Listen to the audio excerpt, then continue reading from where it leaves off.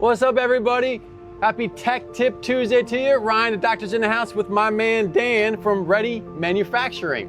And in this week's video, we're going over a little bit more of the details about the outlets, the charging cords, and the benefits of this charging station that my man has created to help you keep your lifts, golf carts, whatever you need charged.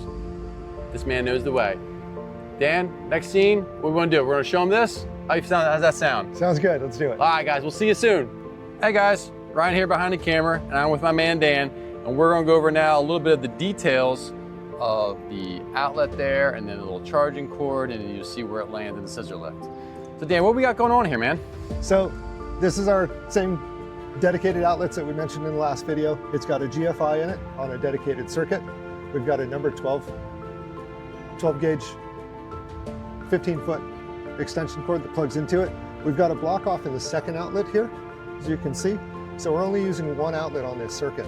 The idea with balancing these, as I mentioned before, is to keep one scissor lift per circuit.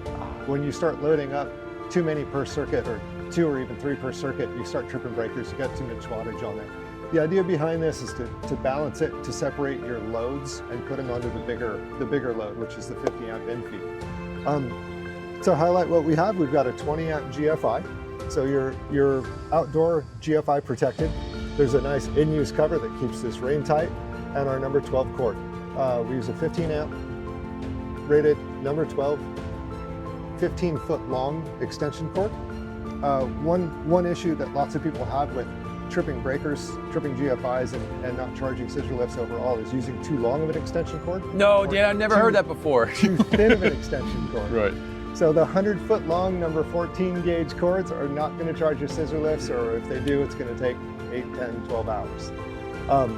The idea behind electricity is balance and keeping your runs short. Excellent. And where's this cord going to? This cord's going to the charger outlet on the lift itself, Perfect. Not the platform power. You always want to make sure that when you get this plugged in, your charger lights up, not the GFI on the platform.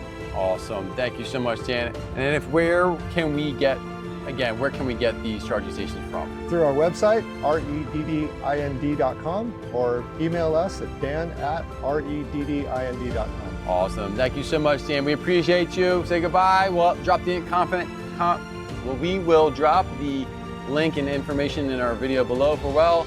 We appreciate you. Have an amazing rest of your day. See you guys. Thanks so much. See you guys.